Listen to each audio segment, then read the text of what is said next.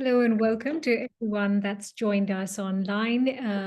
We're coming to you from the Reuters Institute for the Study of Journalism here in Oxford. I'm Mitali Mukherjee. I am director at the Institute. This is an ongoing conversation we've been having for the last few days. A few days back, we released the 14th Digital News Report, where we cover 48 markets. This year is our largest in terms of the market span. And of course, our attempt and approach has been to look at how audiences are engaging with news. This year, we've had a couple of key takeaways. One, in terms of how there is an accelerating shift towards news consumption through social media, something we've been tracking over the years. The other around how generative AI is now emerging as a force, both in terms of how audiences choose to engage with it and what newsrooms are thinking about in terms of AI transformation. And of course, what's happening with this growing news influencer ecosystem, a space that in many countries, including the ones that we will discuss today, is growing, both in terms of its reach and its impact, but also perhaps concerningly in terms of the view on its spread of disinformation or misinformation. We're going to dive into all of that, and I've got a fantastic panel to discuss that with me. In moments from now, I will introduce all of them. But first, let me introduce our online audience to the lead author of that report, Nic Newman, who will walk us through the key takeaways of the report. And then, of course, we'll get into the nitty-gritty of it. Nic, over to you. Thanks very much, Mitali. So I'll run through some of the global findings, but really focusing on the data points affecting Africa specifically. Mitali's already mentioned the scope of the report, so our largest ever. It's important just to talk a little bit about the methodology. So this is based on online polling. So as such, it will tend to underrepresent traditional news behaviors such as television, print, and radio when we talk about cross-platform behavior. That's particularly relevant to some of the African countries. We poll in 4 African countries. You can see them there: Kenya, Morocco, Nigeria, and South Africa. And in most of these, our sample is represented or more from urban areas, younger, better educated English-speaking groups. So it's important to bear that in mind when we're comparing, for example, what's going on in Africa and elsewhere as well. There'll be some data issues to think about. We're very grateful to our sponsors, the Google News Initiative, which remains the main sponsor of the report, also to 18 other supporters, including the BBC, Reuters, industry organizations, academic institutions around the world as well. So one of the key themes of this year's report is evidence that traditional media is losing reach and influence to an alternative media ecosystem that includes YouTubers and podcasters. And this has been particularly evident in the United States this year. I'm going to start there and then sort of compare that with what we see in Africa. So this chart shows weekly reach for some of the main sources of news over time in the US, and you can see how traditional media, television, print, online news websites are all trending downwards, despite the fact our poll happened pretty much in the week after Donald Trump's inauguration. So you'd expect a significant uplift. At the same time, we can see a very sharp increase in the use of social and video networks as a source of news, overtaking television news for the first time. What's interesting is last time round, when Trump was elected, all forms of media benefited. You can see that bump, but this time it's mainly just been those social and video networks.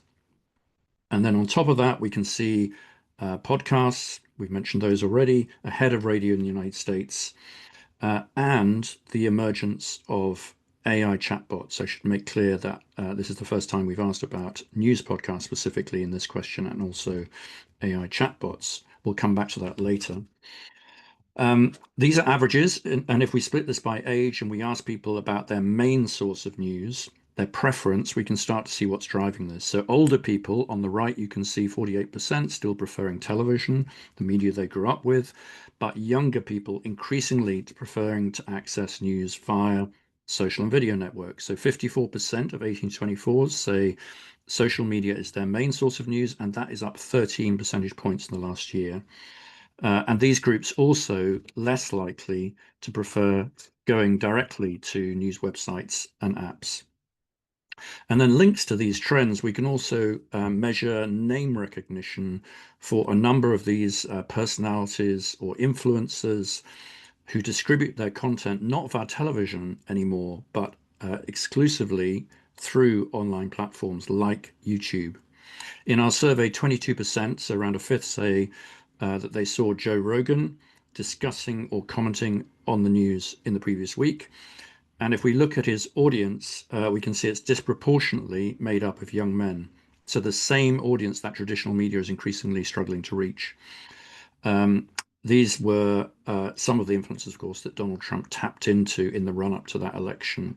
So talking to sympathetic podcasters rather than necessarily putting himself in front of journalists for the sort of scrutiny and difficult questions that he might have got. So are we seeing the same trends in Africa? And the answer to that is largely yes, though we do see some differences, even if the impact of individual influences doesn't seem to be as strong. If you look at this chart, we are seeing many of the same trends. So if we're looking at South Africa and we're splitting this by age, we can see again that strength of television news with older people. Interestingly, radio news much more important in South Africa than in the US. But for younger groups, we see the same preference for digital access points, especially social media and video networks. Also for that youngest group with podcasts as well. This chart is about preferences. But we can also look at the 4 different African countries that we poll in terms of volume. So how much that they are consuming news from different social networks or in combinations of those social networks. So again, if we just start with South Africa, we can see that around 7 in 10 say they've used Facebook in the last week for some purpose, any purpose. Same for YouTube and WhatsApp, and getting on for half in all of those 3 networks say that they've used it specifically for news. If you just go further down the list, you can see TikTok, for example, the fastest growing network, 33%, so a third say that they're using TikTok for news. And in general, these are bigger numbers and bigger numbers of potential of people who say that they share via social network than other countries in our survey, recognizing those survey limitations. In Nigeria, usage even higher. Very similar trends in terms of the networks being used, maybe a slight difference in terms of the messaging apps. So Telegram is much more important in Nigeria. And again, that's been growing very fast in the last few years. In Kenya, YouTube at the top. Again, really high use of TikTok. So 38%, again, very strong growth this year in TikTok in Kenya. And then in Morocco, the same basic networks. We see Instagram in the top 3 as well. Just to sort of build on that and show Africa comparatively with other parts of the world, you can see the importance of YouTube in general, cross countries, but particularly in Africa and Asia. So along with India and some other countries in Latin America, Africa has the highest percentage levels of people saying they're using YouTube for news specifically. The average is 30%, so you can see how much higher that is in those African countries. And then the same for TikTok, where again, the highest levels are in Africa and parts of Asia. So I've already mentioned 38% in Kenya, but if you compare that with the UK, for example, it's only 6% say they're using it for news. So again, a really big difference. Obviously, one big question is, where are people paying attention when they're using networks like TikTok? Are they paying attention to mainstream media organizations, or are they paying attention to creators or politicians or ordinary people? So this chart compares TikTok specifically. So we're looking at TikTok and we're looking at the split of attention between audiences in Norway, so one of the countries where people are using TikTok, but not maybe quite as much, and Kenya. And you can see that in Norway, most attention is paid in TikTok to traditional media companies, and a couple of them have put a lot of effort into adapting their content to try and attract younger readers. But in Kenya, you can see that the biggest amount of attention is going to news creators. So that's the dark blue, essentially. So alternative sources of different kinds, but particularly news influencers. And in our survey, we've tried to identify the names of some of these influencers and creators. It's hard because of the fragmented nature of it, but we ask people who say they've used news creators to name some of those people, give us some of the names. And so this just gives you a flavor of some of the names that we found in Kenya, for example. So some of them are just young people telling news stories in quite straightforward ways. So the news guy, for example, creates a lot of news. It's very focused on things that are happening right now. We're also seeing a lot of sort of broader news or entertainment news. So Nairobi Gossip Club is targeting, again, young consumers specifically with entertainment news. And then there's comedians, creators, actors who sometimes talk about news. And Justine, who's on our panel, I guess falls into that category. If we look at South Africa, we find a sort of similar mix. So it's not all straight news. A lot of there's opinion. A lot of it is mixing comedy, entertainment, interviews, podcasters like Mukherjee, who has a very large following, particularly again of young people. He has 1.6 million subscribers on YouTube. Others blending hip hop with political analysis. So this kind of mixing of different genres, I think, is one of the new parts of the online personality led approach. And then yeah, serious subjects as well. So there's podcasters dealing with not just entertainment, but serious subjects like land reform, economic inequality, etc., and trying to build direct relationships with other people who feel the same. Morocco is slightly different. So it's a country with a very poor press freedom record. But again, YouTube here has become a real sort of center of opposition content with people with different perspectives to the sort of perspectives you might find in traditional media, which is much more controlled by governments or by businessmen who are sympathetic governments. Part of this is happening, of course, because of the growth of online video. I've already talked about the networks. But one other way of sort of looking at this is by asking whether when you are online, do you prefer to read the news? Do you prefer to watch the news? Or do you prefer to listen to the news?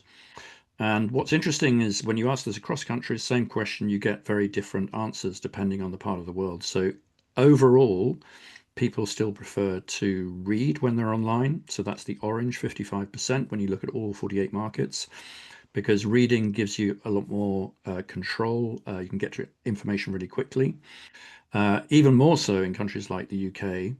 But if you look at some of these African countries, so Nigeria, South Africa, Morocco, you can see a greater tendency to watch. And if you look at Kenya, people actually say that they prefer to watch the news when they're online rather than read. So I think this may sort of help explain why YouTube and TikTok and online influencers seem to be playing such a big role in Kenya and many of the other African countries. Moving on to another really important topic, misinformation and disinformation. So across countries, over half, 58%, say they worry about what is true and what is false on the internet and being able to tell that difference. But you can see that concern is higher in Africa. So 73% on average, even higher in Nigeria and in Kenya as well. This year, we wanted to get a sense of what do people do when people are concerned about whether information might be true or false? Where do they go to check? Do they go to online influencers, traditional media, etc.? Important to say that what people say in surveys may not be what they actually do in practice. But overall, in this chart, we find a pretty clear hierarchy of intent. So people say that they go to news sources that they trust in Kenya, along with official sources. So there is still something about that reputation, that heritage, that sense that journalism is different. Checking is really important. South Africa, a little bit different. So search is incredibly important. That's where a lot of people go, young people. We also find that young people are more likely to say that they go to social media, and they're also more likely to say that they will check the comments that they find in social media. So this idea of peer-to-peer trust, rather horizontal trust, rather than necessarily institutional trust for young people. So we see some differences there. Then we asked people to name the brands that they would use. So when they say they would go and check trusted brands, which brands did they go to? And in this context, we find that in many countries, it tends to be broadcast brands with a track record in breaking news, so maybe Channels TV, BBC News in Nigeria, Citizen in Kenya. But in South Africa, it's a slightly different pattern. We see digital-born brands, so News 24, Daily Maverick as well, so people will go there. In Morocco, Express is another digital-born brand as well. So in places in particular where traditional media doesn't have the same trust levels, or some of the traditional media doesn't, then we are seeing digital brands sort of filling that space. Brand recognition for fact checking in Africa is clearly a lot lower, and much lower than some other countries like the US, but we definitely find mention of fact checking brands like Africa Check, AFP Fact Check, and the internal fact checking operations and brands of for example, the Daily Maverick also had some mentions. When it comes to who the public think is the biggest threat when spreading misinformation, we find politicians and online influencers at the top of the list. This is data from Kenya, but it's very much a similar story elsewhere. In fact, in Nigeria, we see even higher levels of concern relating to online influencers and personalities. Around 1 in 4 say that news media journalists are one of the biggest threats when it comes to spreading misinformation. That, by the way, is much lower than in many other countries, which I think brings us on to the whole question of trust in South Africa, which I find puzzling personally. I'm hoping the panelists will help to explain this. So in general, we find this year that trust, about 40% across all countries say they trust most news most of the time. But interestingly and surprisingly, perhaps in Africa, we have high levels of trust in almost all the African countries. So in South Africa, for example, we've been polling since 2019. You can see trust levels of 55%. So comparatively, again, we know there's differences in the sample. That is 5th out of 48 markets. You can see that trust levels have dipped a little bit over the last few years. In Kenya, trust levels even higher, and they've grown, seem to have grown in recent years. Similar numbers, even slightly higher in Nigeria. So as I say, this could be partly sample because these are English speaking, they're more urban, better educated.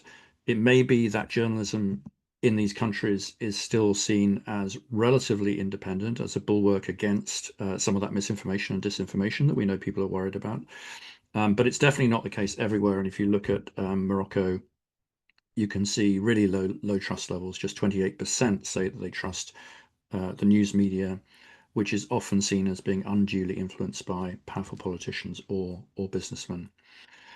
One of the questions we asked this year was, what can the media do to increase trust? And we've coded these responses into a few different themes. So this is coming from open questions, people giving us ideas of what we might be able to do. So one of the first themes is around impartiality or objectivity. People worry that basically the media has these biases or hidden agendas, often wrapped up with loaded language or sensationalist language, and they say that they just want the facts and let us work out the opinions for ourselves. Secondly, there's a cluster of comments about accuracy, verification, that obviously goes hand in hand with that concern about misinformation. Greater transparency was also widely mentioned. Show more of your workings, be clear about any conflicts of interest. That links to the impartiality point at the top. And then finally, which I think is really interesting, a lot of people talked about creating more distinctive journalism. So journalism that was more deeply reported, that was less sensationalist. Again, the word clickbait comes up a lot. So this is really quite a consistent picture, which I think is in line with what many journalists would want to offer as well. But obviously, this is not what many consumers feel they're getting, which is why we sort of see this disconnect in terms of trust. Another sort of key final big headline from the report is the emergence of AI as a source of news. I've talked about it briefly at the beginning, and this is very hard to ask about in surveys because sometimes consumers aren't aware that, for example, answers when they put a query into a search engine are generated by AI. But overall, across markets, 7% say they've used a chatbot to access some kind of news. So relatively small at this stage, but interestingly, much higher with under 25s who've embraced these tools more generally. As we discussed last year, people in most countries are deeply uncomfortable with the use of AI in situations where AI is creating news.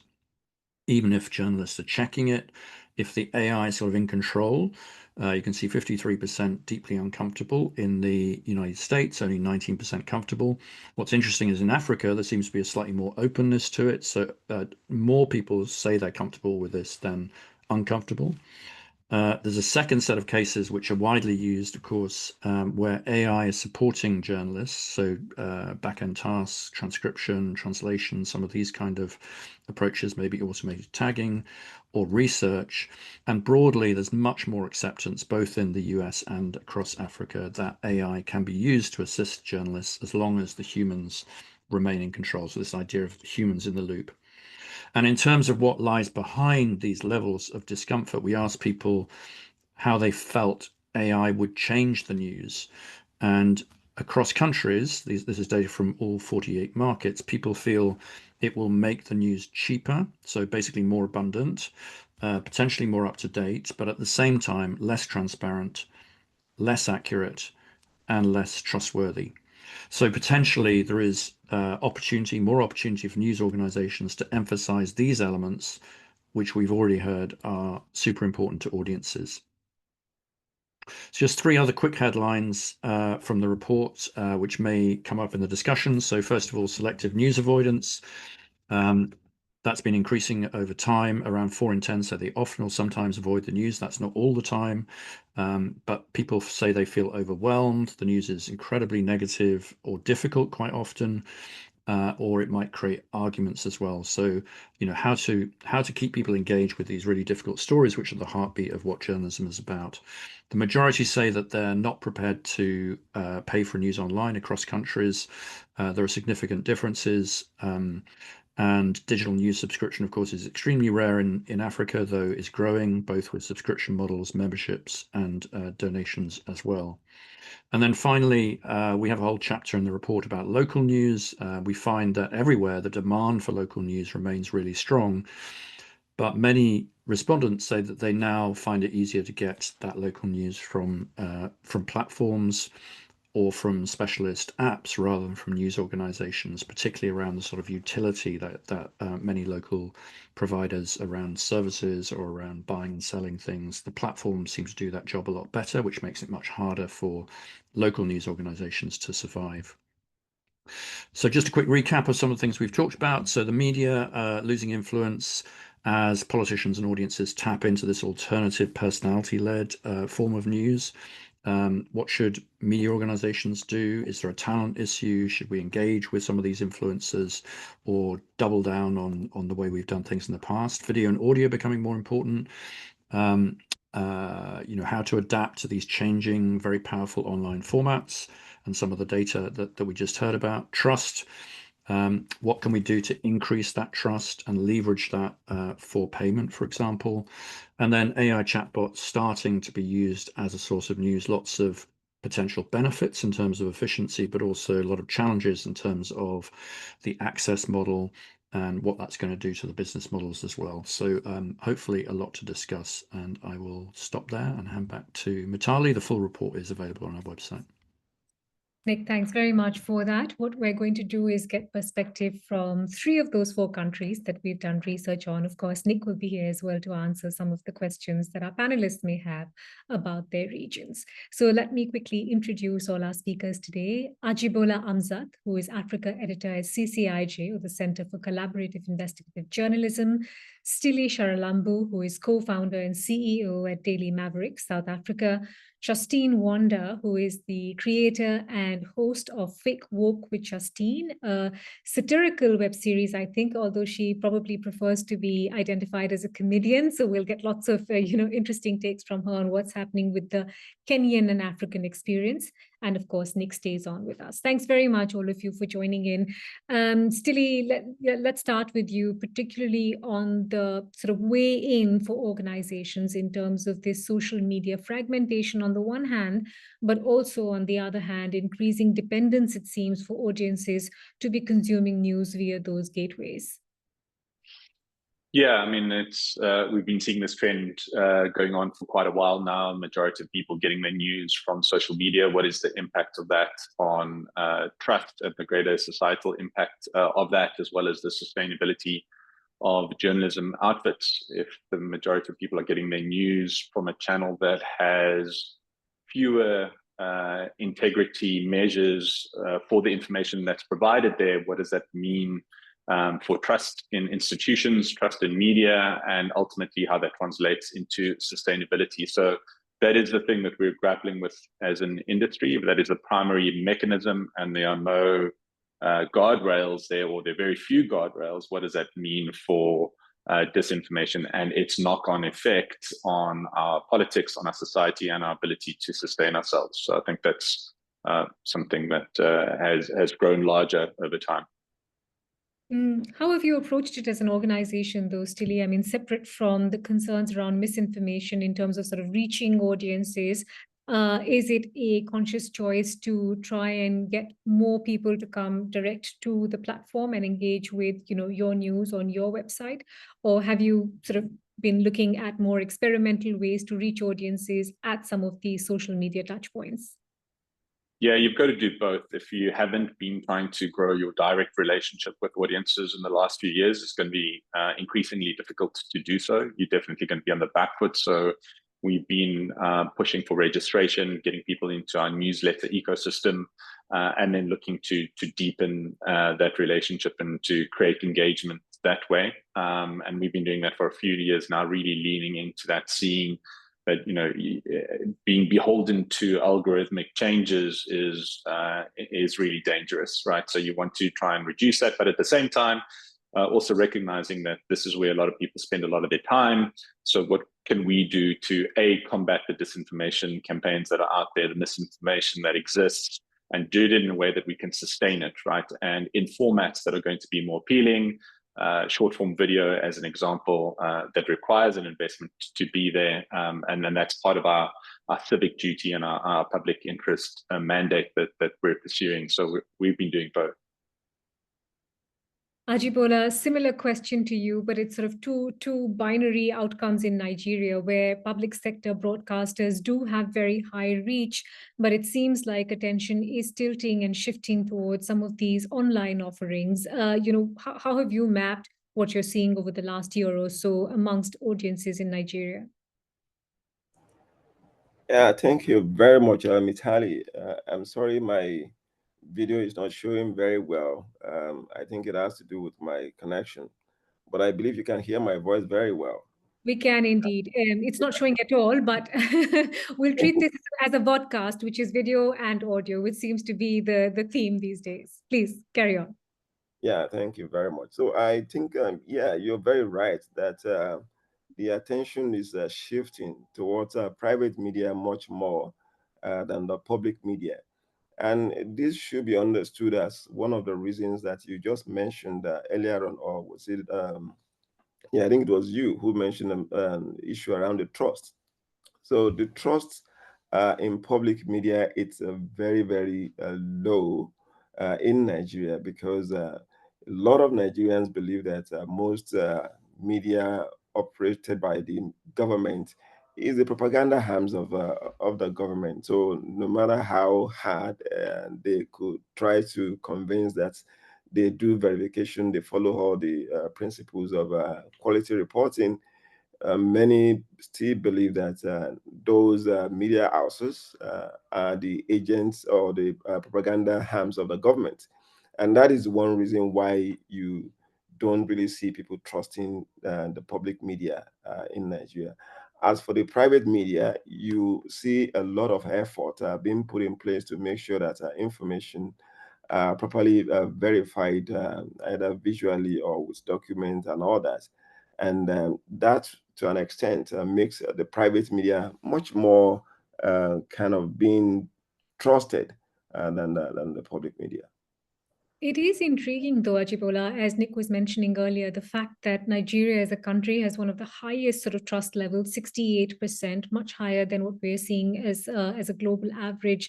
What do you think is feeding that? Is there, as you understand it, high interest in the news amongst audiences, Or is it, a reverse outcome of misinformation where they're keen to check information, but they are, as you point out, less trusting of some of the more established brands?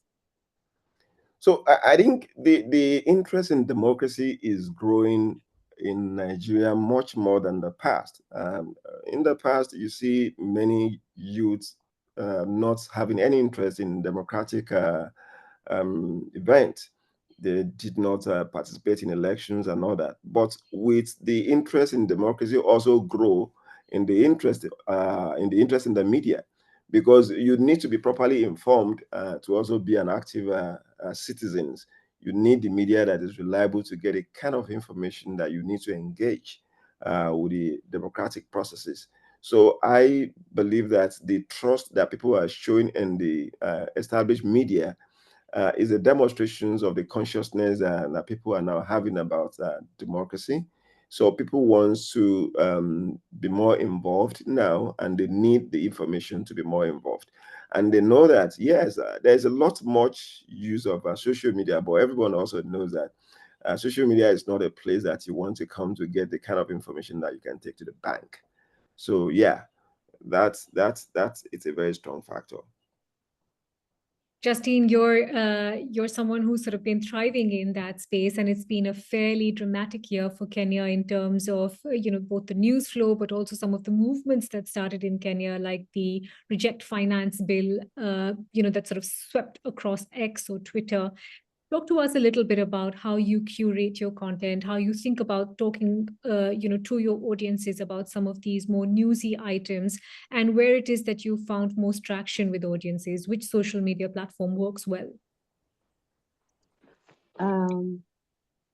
So I think one of the most common ways that I consume news is I try to find as many different rhyming stories as possible. Like, all the stories have to match, they have to hold up in the same way, because my work is very dependent on traditional media and on the ground reporting of regular Kenyans.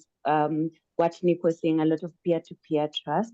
Like, I have to be able to verify that information before I'm able to share it. So during the Reject Finance Bill protest in 2024, one of the things that happened was the way the traditional media was reporting it was not fully capturing the emotions of the people on the ground, the day-to-days, the actual agitation, and why regular young people were interested in this particular piece of legislation. Like, a lot of it was very expert to expert on how the traditional media presented it. But when it came to social media, you would see different factions of people trying to talk to each other about the detrimental nature of the piece of legislation. So I tried to capture that, the emotions of the moment and the accuracy of what the bill actually required, so that I make sure that the newsy pieces that I was sharing with the audiences, as much as they were layered with a lot of jokes, was still accurate, still captured the concerns of a lot of people who enjoy the work that I do, and also still pushes the information around what Reject Finance Bill 2024 really was. And I think because I had been on my platform for a little while longer than just the finance bill protest, I had built some kind of trust with the people who watched the work. So it helped translate to the news. And I'll say my work is very biased. It's not centered around politicians. It's centered a lot around political and social commentary, because everyday people are not truly represented in the news. So I try to use my channel to make sure that everyday perceptions of what is going on is represented. That's why the momentum around my channel picked up a lot during the finance bill protest. Yes. Can you talk to us a little bit, Justine, about what your audience looks like? I mean, it's quite different for different regions. As Nic was explaining, in the US, for example, some of the influencers tend to over-index for the right in terms of political leaning. It's young men. It's a bit different in geographies like India, where it's more voices that are critical of establishment. What does your audience mix look like? First of all, I think I forgot to answer. One of the platforms that I use mostly, I use Instagram, I use TikTok.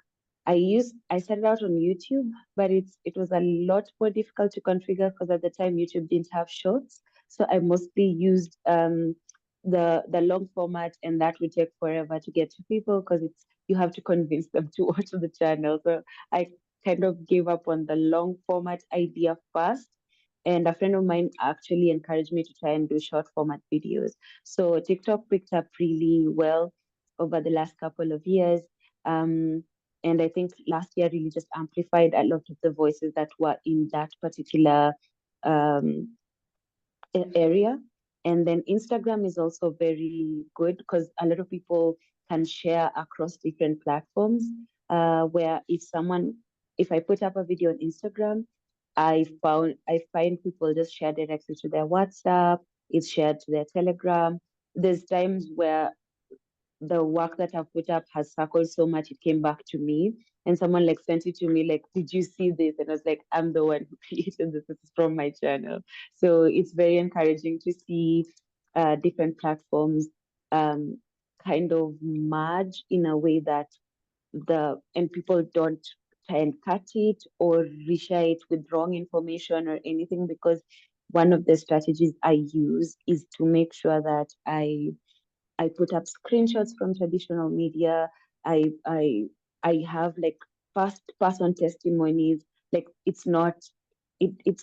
does not remove the human experience out of it. So I think that really helps from platform to platform to be able to reshare. And I also try to make it as short as possible, nothing beyond 3 minutes. 3 minutes is usually like the longest video I do. And usually that's tedious, even when you watch the statistics, because a lot of people who watch my channel are mostly younger. According to my TikTok analytics, it's around 18 to 24, and then 24 to 35. I think that's the bigger demographic. I really wish I was able to capture the platform to platform, because I think that goes across generations now. Because Sure. A lot of the people who are not on Instagram will actually get some of their news via WhatsApp, because it's shared around family groups. It's like that's something that I'm not able to capture, but it's mostly a young audience, people who are looking to watch the news but don't want to watch the news. They want to understand what's going on. Yeah. Styli, let's pick up one of those platforms, because there's sort of interesting findings for South Africa. So 56% of those we surveyed in South Africa identified TikTok as a potential source of disinformation. Two questions there. How much time as a team are you spending on creating video content, which seems to be the medium that audiences are turning towards, particularly in Africa as a continent? And second, how much time are you spending sort of looking at fact checking as a part of what your newsroom does? You're on mute, Styli. It's not an online call unless someone is on mute. Try to speak while on mute. We've been increasingly upping the amount of investment in video, short form video, and in an effort to combat some of these issues, as well as obviously get our brand in front of new audiences as well. And so we've got a small team now that is we've just hired another junior video producer to join the team.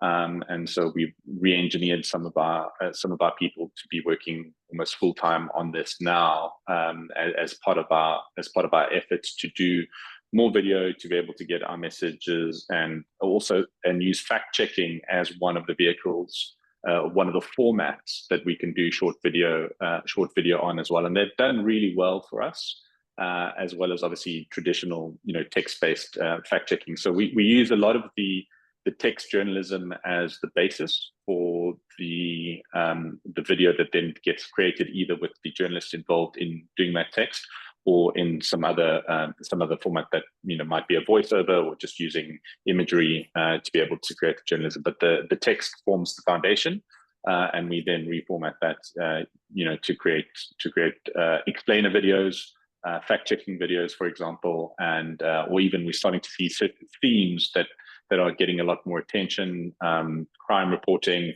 is also getting a lot of views on YouTube as well. So it's about having a hypothesis and strategy for that, testing that, seeing what works, what is in line with our vision and mission, and then putting some more effort behind it. But I think something Justine mentioned earlier is that a lot of this work and a lot of the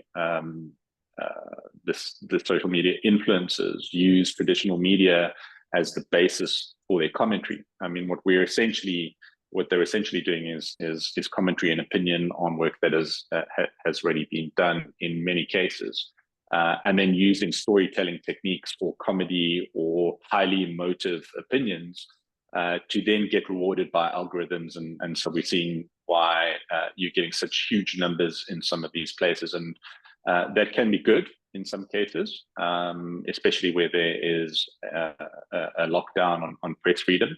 But it can also be bad where there are no guardrails and where these algorithms reward emotive content, for example, or one which elicits emotions, that can go off into highly problematic areas. So we need to be able to respond to that. So how do we respond to that? What are the techniques that we can use? What are the formats?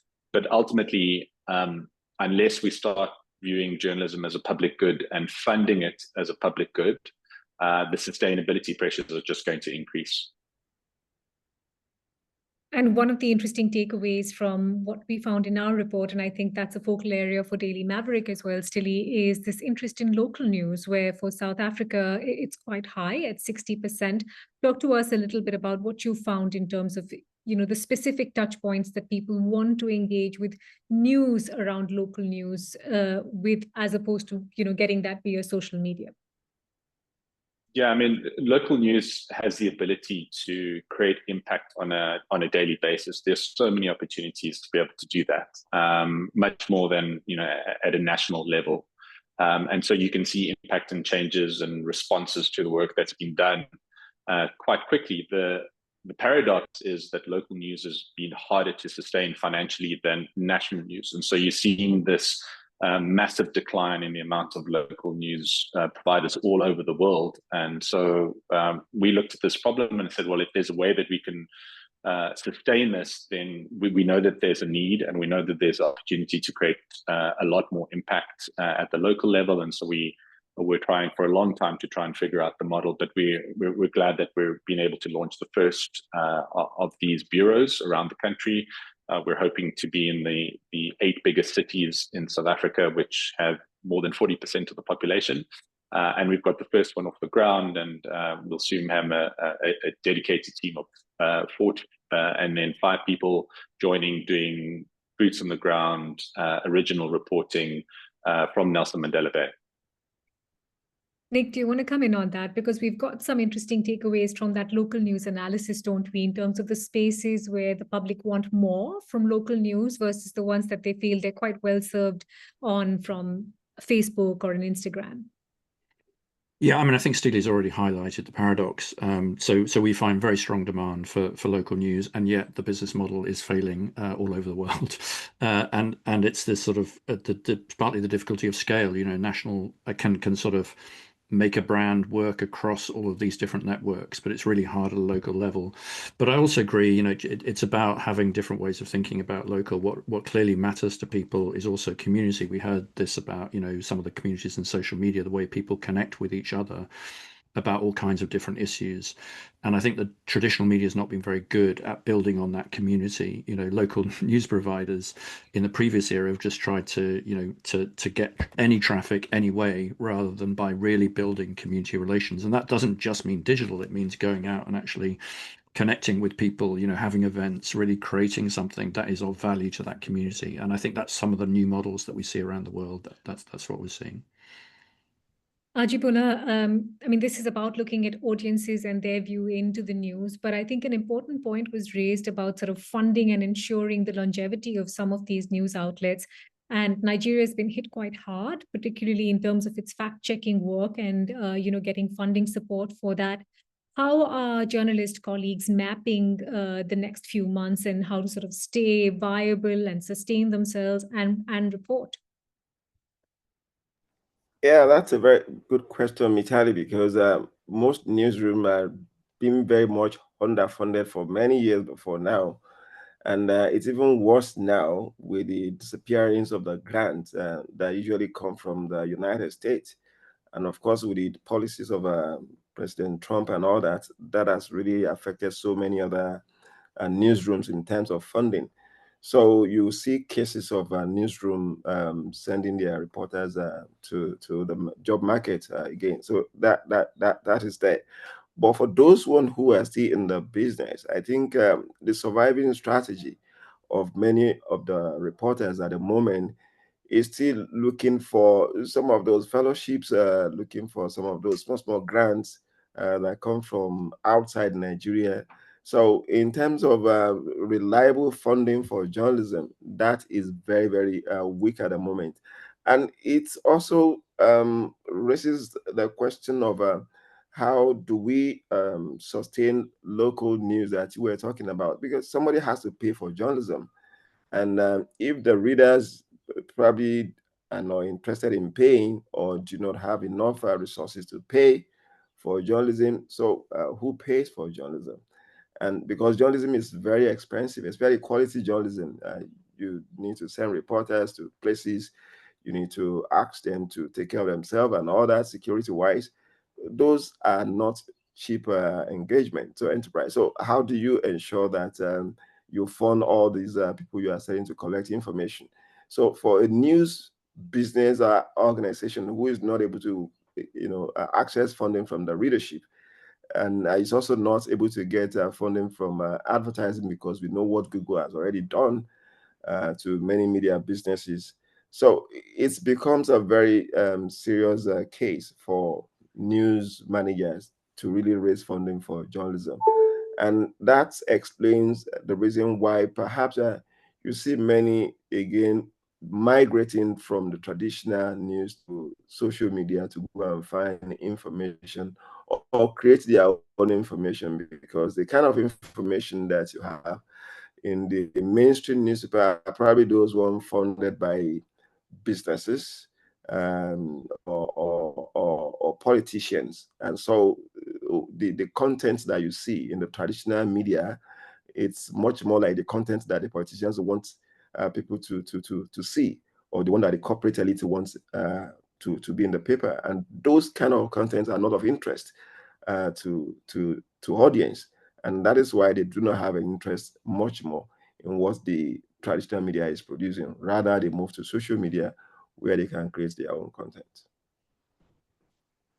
Justine, you have a similar but different problem, which is that you're probably a one-person army that's, sort of holding up all this content across platforms. How do you do that? How do you sort of organize funding? Are you leaning towards AI to be an assistant or to help you with all the content that you create? First of all, I would just like to say I'm very grateful that I built a habit of hard work. I think it's within like the Kenyan culture to kind of hustle your way out of all your problems, which kind of gave me momentum to start out my channel. And I think the thing that really pushed me to make sure that the information I'm sharing is accurate is because I would even see not just traditional news media in Kenya, but international news media too was sharing misinformation at certain points. And I was shocked. I was like, you guys have resources. I am literally one person, and I just found out in 2 minutes what you shared is a lie or what you shared was inaccurate. And I think that gave me the courage to work harder at fact checking. If I don't have enough information now, I would rather not share that story until I find out enough info. And I think that has been lost on traditional media. I think it happened with a few stories internationally. It also happened with what we saw happen in South Africa with mis and disinformation around the white genocide. It was really ridiculous. I was like, why is this being shared so freely and easily when there's 1,000 people who fact check these stories. Every day South Africans are sharing accurate information. Why is this not being picked up? So I will say I don't use AI. I don't trust it because we've seen instances where it hallucinates information, and I'm like, I don't want to take the chance. I write all my, I have a notebook always. I write everything down. If I'm not sure about a story, I call my networks, journalists who I have access to, or I just openly ask on my Twitter feed. I openly ask on my Instagram. I DM people directly because I feel like if I talk to a person directly, if they have the information, if they share it with me, and they are okay with me sharing back that information, then I'm okay.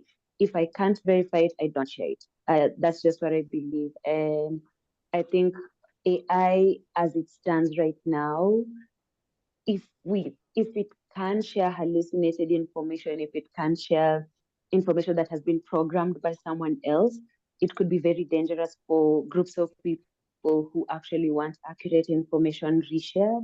So at the moment, I have my reservations about AI. So I try as much as possible to go the traditional way, like traditional journalists just call as many people, confirm, wait, and then share accurate info.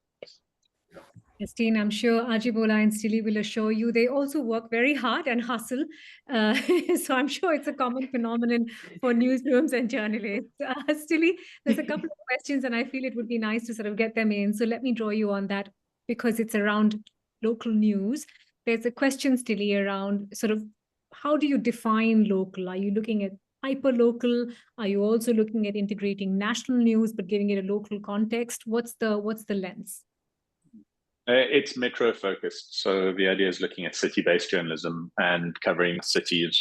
We're seeing rising urbanization happening in South Africa, but at the same time, service delivery in our cities is falling and going the other way. And so it's creating massive issues around service delivery, around societal issues with rising unemployment, unrest, and rising crime levels. So we're certainly coming in at, we don't have enough people to do it, more localized than at a city level. So the idea is to cover each city, each metro with the lens of accountability journalism as the focus, but also with the aspect of community building that Nic mentioned earlier on. So that's our approach, starting with Nelson Mandela Bay, and hopefully we'll be able to get the second city up and running before the end of the year as well. You've always looked at slightly more innovative ways to explore storytelling, Styli. How's the AI experience going within the newsroom and, sort of for broader audiences? Yeah, I mean, we've had sort of, a couple of years now to really get our hands involved with some of the opportunities that AI and LLMs in particular offer.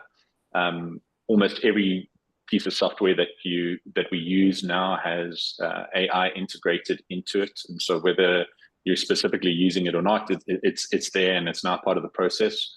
We see it as a wave of disruption, and so you can either choose to hold your breath or you can learn to surf. And so we're definitely advocating the learn to surf approach to this wave of disruption. There's so many different ways in which you can use it in different parts of the value chain. So, we certainly won't be advocating people to just go to an LLM tool and say, write me an article about this. But you can go out into the field, you can gather notes from interviews, from questions, and, maybe a first draft, especially for someone whose first language is not English, that could be an acceptable way of using it.